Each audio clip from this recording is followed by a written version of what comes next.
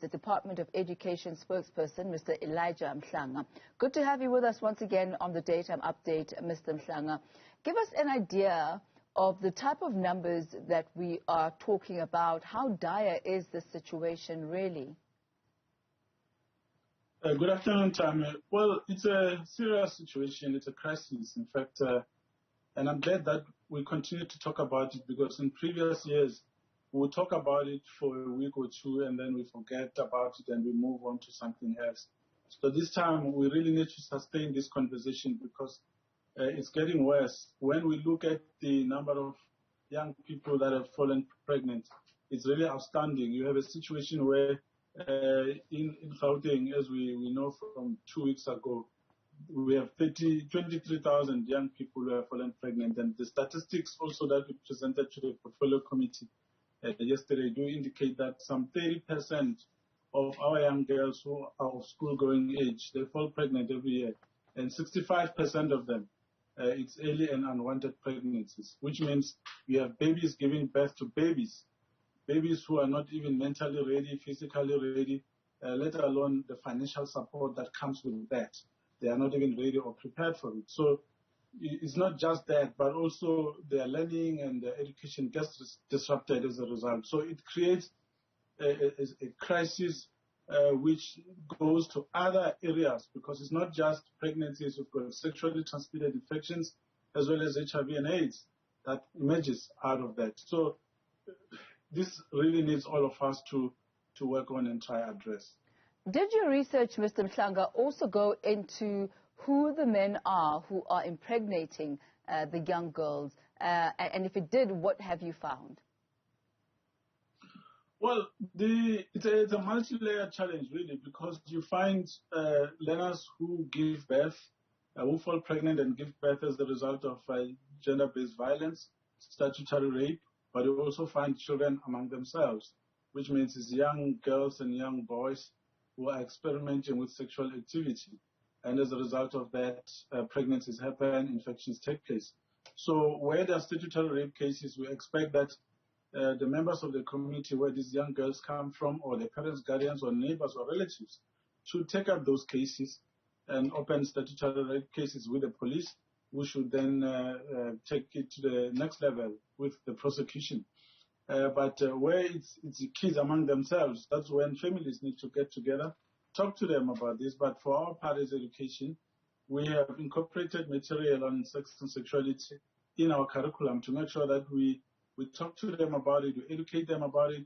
The aim is to empower them so that they're able to avoid early and unwanted pregnancies, but also dangerous or risky behavior, which leads to a whole range of issues that follow after that, resulting in a dropout and them having their lives disrupted. So it's a whole range of things, and in some cases, I mean, our own educators are involved as well, but there they are dealt with because the system on our part is clear.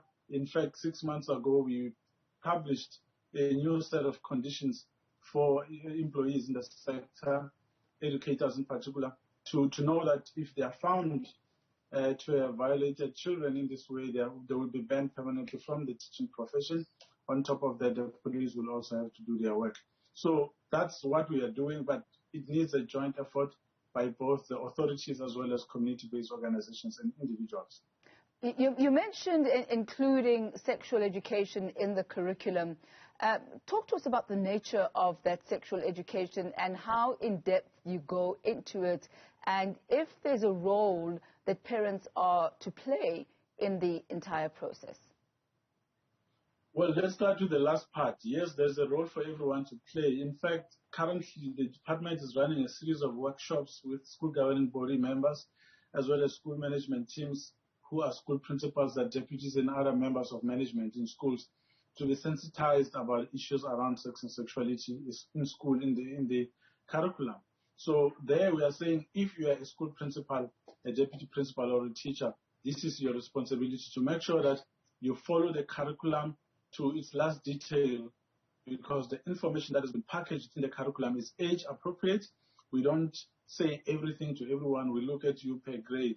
But we start with values. We talk about values, how to respect yourself and others, how to relate to other people who are different from you, as a young person, as a child, you need to know your body parts and which ones are sacred and which ones should not be touched by someone. And if they touch that part of you that you believe is sacred, the one that you would have been taught is sacred, then you need to know that you're being violated.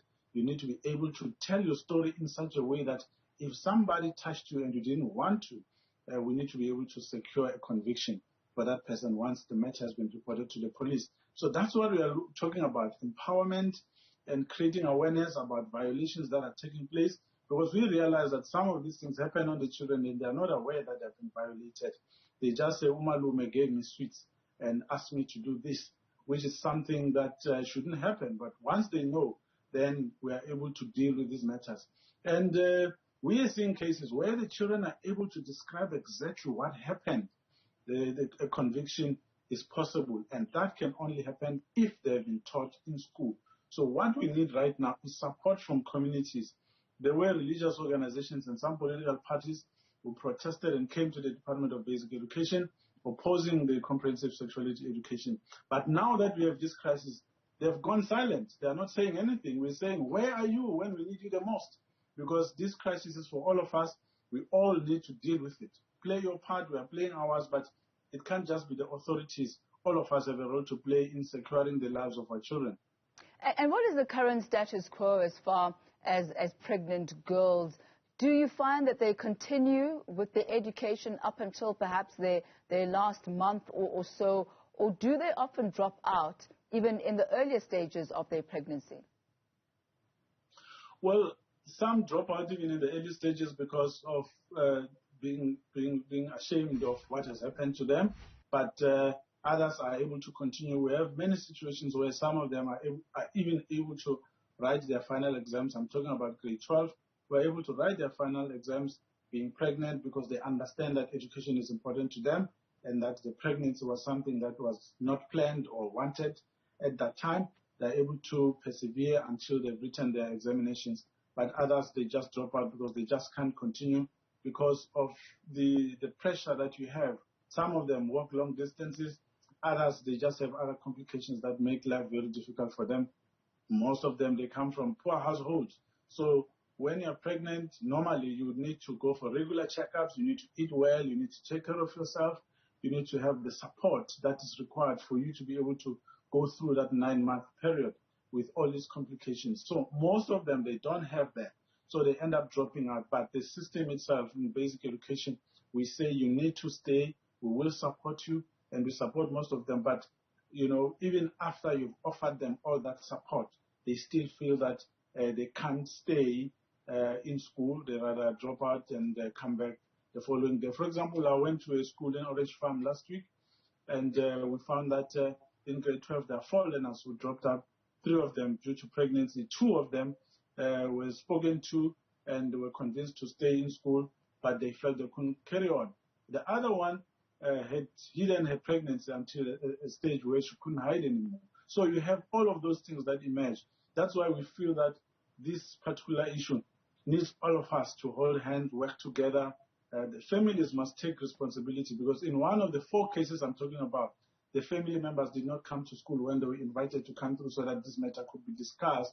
And those things make life very difficult for the educators. But most of all, and this is the most important impact, on the learners themselves who are not able to continue with their lives. They end up being older than they should in the schooling system because they've had to pause at some point and attend to themselves.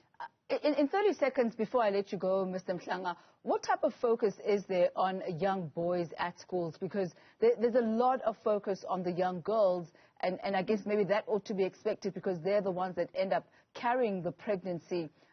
But what type of attention do you give and what type of education do you give to the boys? Well, there's that which is in the curriculum which focuses on everyone. We talk to them, but over and above what is structured in the curriculum, we've got other initiatives that are additional to the curriculum content. Here we've got the boys and girls movement, where the boys are separated, where they are spoken to separately as well as the girls, but then they also meet so that they are told and taught how to relate to each other, what they should do to report, to talk to each other and be able to understand that they are different, but they've got different roles and that they need to respect each other. So all of those things, we do them, they are there. But as we say, it cannot just be the school that is taking on this responsibility. The churches have the responsibility to do that.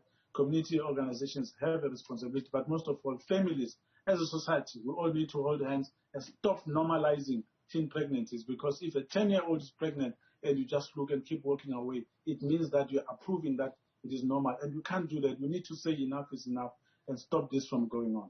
Mr. Elijah Mhlanga, thank you very much for that.